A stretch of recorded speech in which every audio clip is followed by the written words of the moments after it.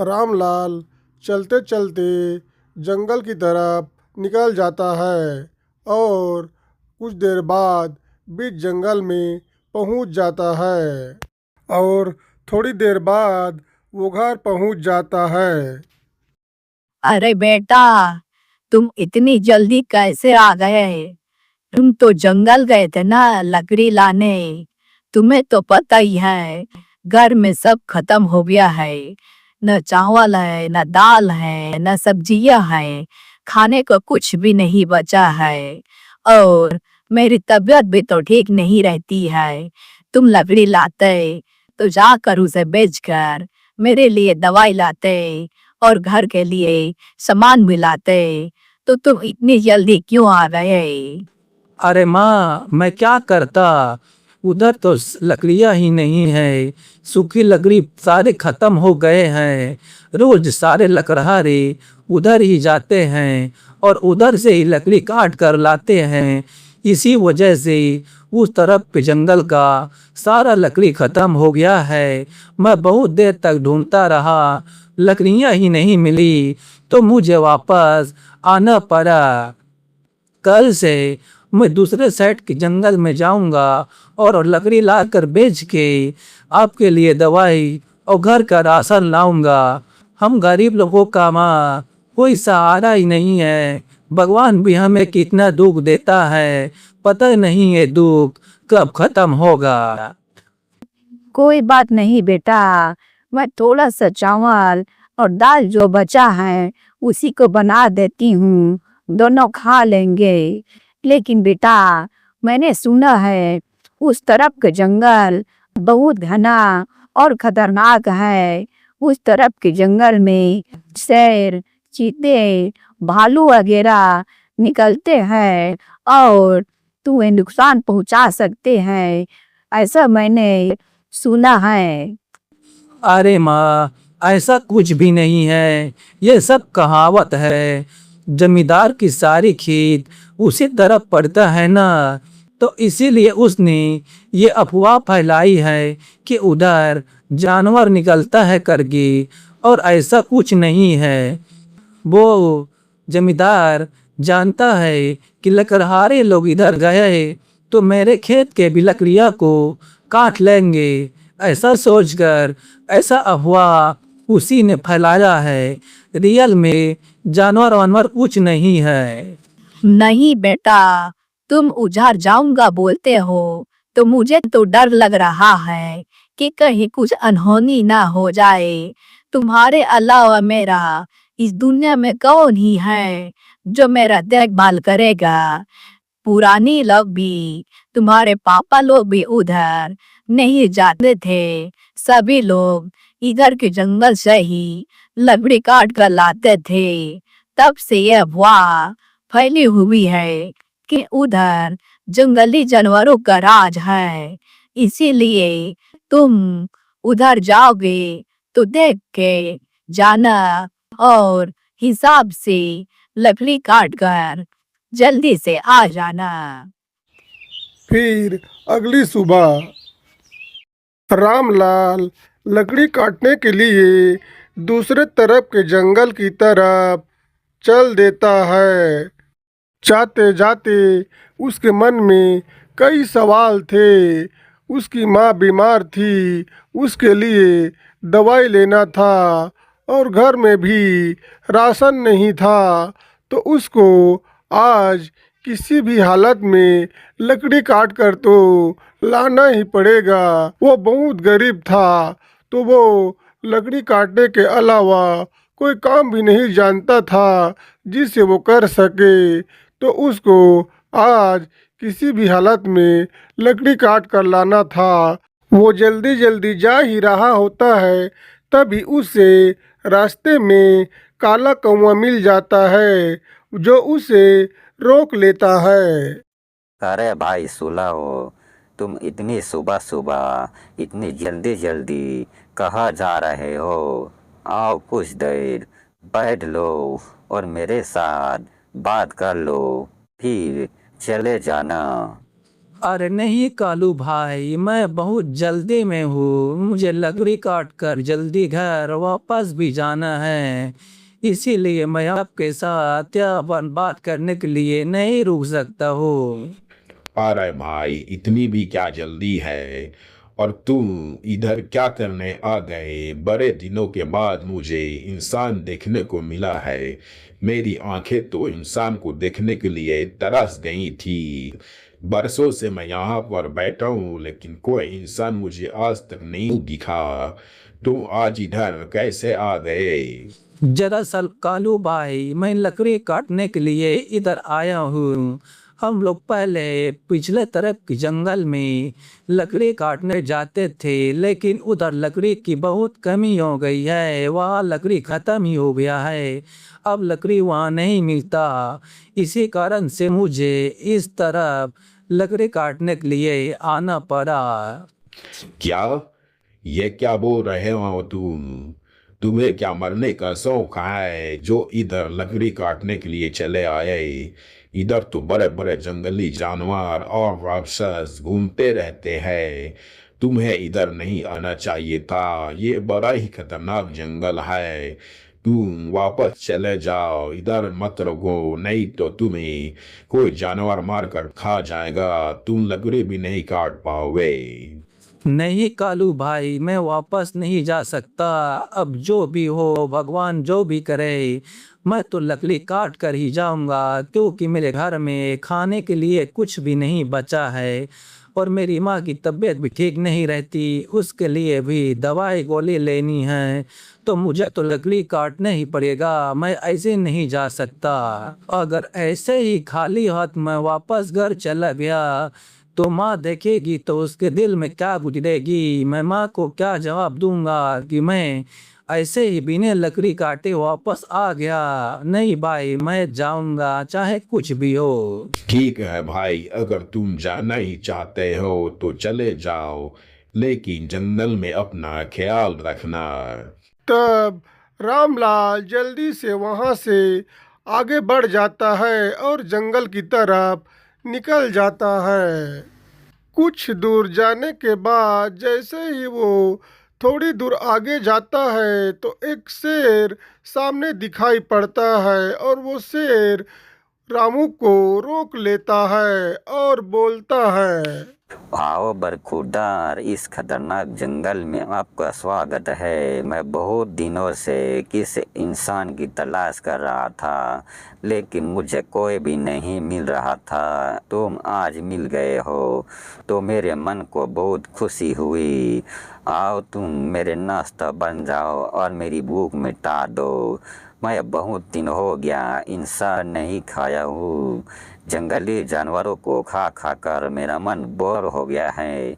आज कुछ नया खाने को मिलेगा तो तुम तैयार हो जाओ मरने के लिए। अरे बाप रे, कालू भाई ने तो मुझे रास्ते में ही समझा दिया था कि ये जंगल बहुत ही खतरनाक है और यहाँ शेर चीते घूमते रहते हैं, लेकिन मैंने उसकी बात नहीं मानी। अब कर भी क्या सकता हूँ, ये शेर तो सामने ही खड़ा है, इससे तो निपटना ही पड़ेगा। अरे शेर भाई, तुम ये क्या बोल रहे हो? तुम्हें मेरे जैसे पतले दुबले आदमी को खाकर क्या मिलेगा? मेरे शरीर में तो ताकत भी नहीं है और खून भी नहीं है, तो तुम्हें मजा भी नहीं आएगा। तुम कोई और ढूंढ लो अपने नाश्ते के लिए। मैं तो एकदम कमजोर दुबला पतला सा हूँ, तुम्हें कुछ भी मजा नहीं आएगा। तुम कौन होते हो मुझे बोलने वाले कि मुझे मजा आएगा कि नहीं आएगा? तुम ये अपनी जान बचाने के लिए बोल रहे हो। इधर बकबक मत करो, मैं तुम्हें खाने वाला हूँ, तो मरने के लिए तैयार हो जाओ। नहीं शेर भाई, मैं कोई बकबक नहीं कर रहा हूँ। तुम मुझे आज मत खाओ, छोड़ दो, क्योंकि मेरी माँ घर में बीमार है और वो 2 दिन से कुछ खाया नहीं है। मुझे लकड़ी काट कर जल्दी से जाना है और लकड़ी को बेचकर उसके लिए दवाई गोली लाना है और उसकी तबीयत को ठीक करना है। तो तुम अगर मुझे खा दोगे तो मेरी माँ तो बिना मारे के मारे मर जाएगी। तुम आज मुझे छोड़ दो, मैं किसी दूसरे दिन आ जाऊंगा, तब तुम मुझे खा लेना। अरे बस कर पगले, अब रुलाएगा क्या? तुमने पहले क्यों नहीं बताया कि घर में तुम्हारी मम्मी बीमार है?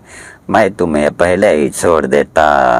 जाओ भाई, तुम अपना काम करो और अपनी मम्मी की देखभाल करो, मैं तुम्हें नहीं खाऊंगा। वैसे भी तो मेरे खाने के लिए इस जंगल में बहुत कुछ पड़ा हुआ है, तो तुम जाओ और अपना काम करो। धन्यवाद शेर भाई, मैं आपका ये एहसान कभी नहीं भूलूंगा। रामलाल ऐसा बोलकर वहां से निकल जाता है और चलते चलते बीच जंगल में पहुंच जाता है और लकड़ी काटने की जुगाड़ में लगा रहता है। तभी अचानक से एक राक्षस उसके सामने प्रकट हो जाता है और हंसता है। बहुत दिनों के बाद मेरा खाना चलकर मेरे सामने आया है। आज तो इसका चटनी बनाऊंगा और इसको मजे से खाऊंगा। अरे महाराज, तुम कौन हो और यहाँ पर अचानक से कैसे आ गए? मैंने तुम्हें पहचाना नहीं। तुम मुझे कैसे पहचानोगे? तुमने मुझे कभी देखा नहीं है। मैं तुम्हारा रिश्तेदार थोड़ी ना हूँ जो तुम मुझे पहचान जाओगे।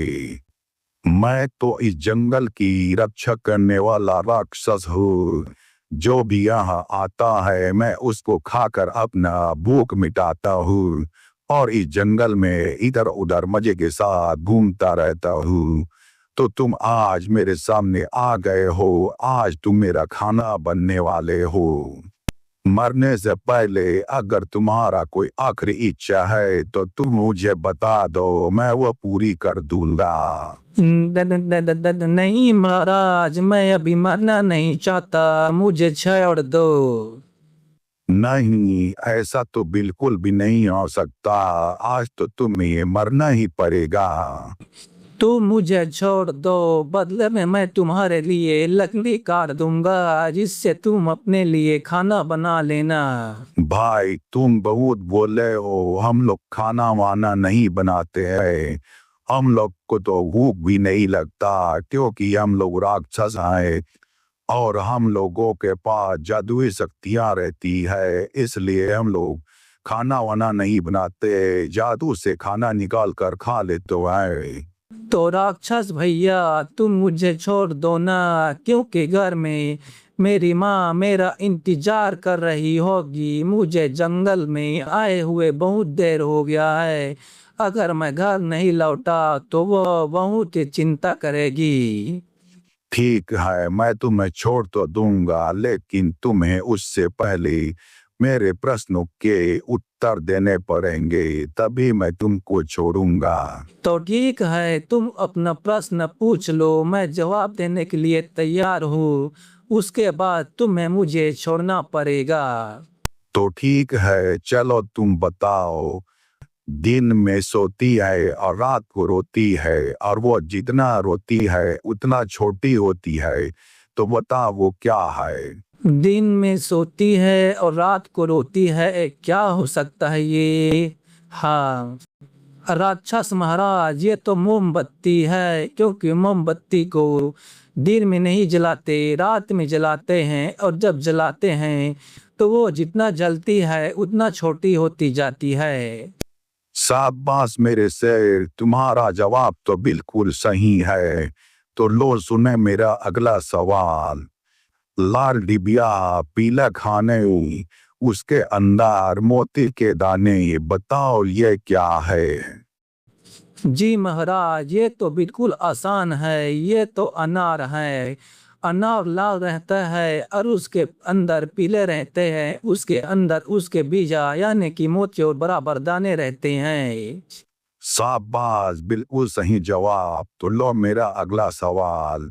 एक महल के दो रखवाले, दोनों लंबे दोनों काले, तो बताओ ये क्या है?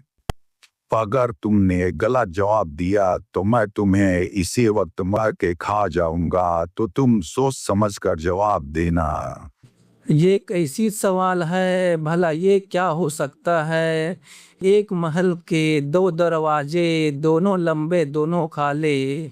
हाँ महाराज, ये तो हम मर्दों की शान होती है। ये हमारा मूंछ है, क्योंकि नाक हमारा महल है और इसके दो रखवाले। मूंछ दोनों तरफ होती है, दोनों लंबे और दोनों काले होते हैं। बिल्कुल सही जवाब। तो लो मेरा आखिरी सवाल।